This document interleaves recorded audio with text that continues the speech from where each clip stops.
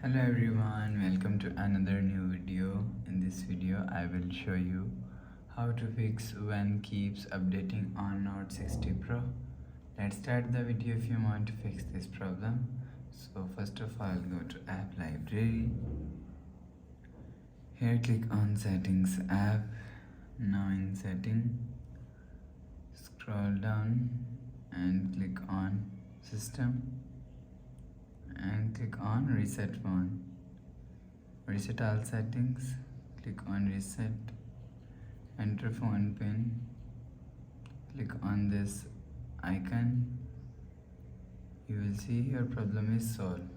But if it not solved, so restart device. Just click and hold side power button, click on restart. Again tap on this restart icon. You will see phone is restart. After restarting, enter phone pin. You will see your problem is solved.